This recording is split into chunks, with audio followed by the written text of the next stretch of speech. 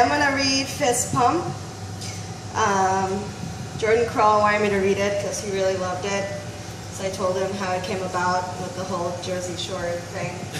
So, anyway, okay. The music pounds in my skull. I feel the multicolored trickle of my senses spilling out of my ears and down my neck. You don't come to the smush box to fuck around. The beats are hot, and if the light show doesn't melt your retinas, you're in the wrong place. Blow pop reds shift into Mr. Freeze blues, and Killer Bee yellows screech and melt into Bruise Me magentas. There's people fucking in the bathrooms, doing lines off razor blades, and the Fist Pimp van is parked outside tonight. I've come for one reason only, to meet Big Roo and his boys.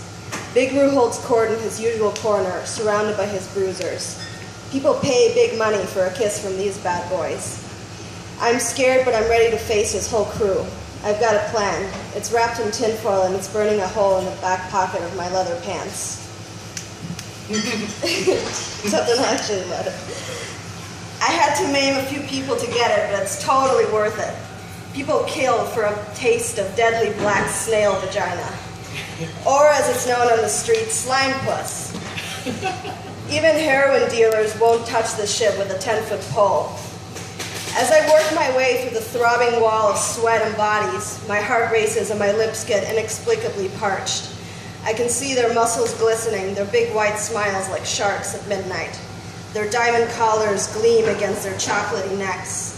I'm shaking and sweating as I near the power pack. These dogs are always hungry. When I get close enough, I know they will smell me right away. Hey, baby, you got something for Big Roo? And I picture Big Roo as Stillo Green, so you can picture him like that. I smile and inch closer. Big Roo laughs a booming, huge laugh, and his belly bounces. His teeth are gold-capped, and his shades reflect my pale face back at me. Nodding, I waste no time and lean into his ear, almost nuzzling it, and whisper, "Black snail, pussy." His eyes light up like a marquee, and he signals a nearby waitress. "Bring this young lady a glass of mud rain." The waitress flashes me a withering stare with her one good eye. "Yes, Mr. Roo, coming right up." "Here, sit by me." He pats the seat beside him, which is already being hastily vacated by Angry Bill Montoya, the Peruvian bodybuilder. Big Roo takes out a huge cigar and puffs pensively for seconds that seem like centuries. "So do you mind if I ask how you managed to score snail?" "If I told you, I'd have to kill you." His eyes grow wide and the whites stretch from end to end. Then he breaks out in a roar of laughter that startles me so bad I jump imperceptibly in my seat. I smile poker-faced as relief washes over me. This is going better than I hoped. "I like this bitch. She's got balls." He laughs heartily and orders another round of drinks for everybody. The mud rain hits me hard, and by my third, I'm not sure if I can stand on my own. When we finally leave the club, I'm being walked out like a rag doll, buoyed up by a guy on each arm. In the dimly lit and almost vacant parking lot, I see the Fist Pimp van. The blue lightning bolt glitters in the black of a moonless night like it's radioactive. It is much larger inside, like the TARDIS. The floor is covered in thick pink zebra fur. The sides are lined with mirrors, and there is a huge spinning disco ball hanging from the ceiling. We all sit down in a circle, Indian style, and strange tripped-out techno beats start booming from invisible speakers that seem to be everywhere. The floor vibrates to the bass line, and an air of holy reverence falls over the men as I unwrap the foil and put the black snail pussy directly in my palm. They bow their heads and lean in, gently licking the small pinkish gray blob till there is nothing but an inky stain smeared into my palm.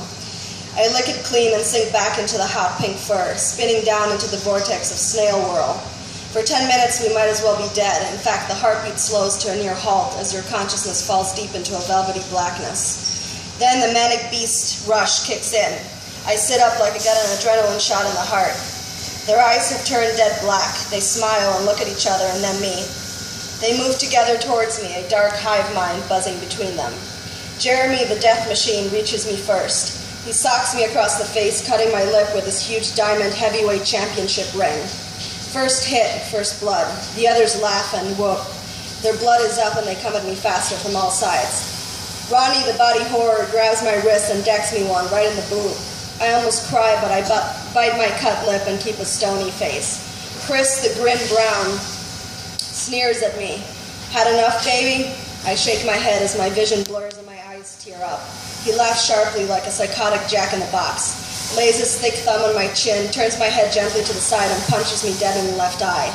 I scream and instinctively try to shield my face from further blows, but they're not anywhere near done with me. Soon my stomach is being pounded by the best boxers in the world. I imagine my spleen exploding inside me. I cough up a sickly green fluid and crouch forward, cradling my abdomen. I'm shaking violently and pain is shooting everywhere. Big Bull Reggie takes the opportunity to charge me from behind.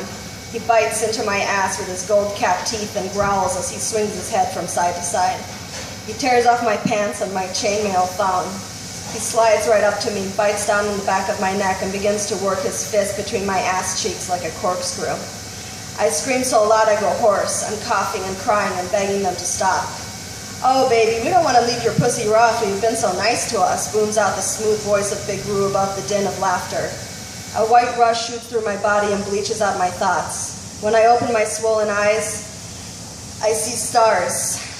Naked, bloody, and bruised, I am lying in a muddy puddle by the highway. I manage to lift myself up with my elbows to peer at my reflection in the clouded waters. Noting the multicolored splotches of bruises already shaping across my face, I smile. I'm a work of art, reconstructed by the hands of masters. If I can make it to a hospital in time before the internal bleeding gets the better of me, I will be the newest member of the Purpura Club. I sink back into the cold, wet soil and wait for my ride. Yeah.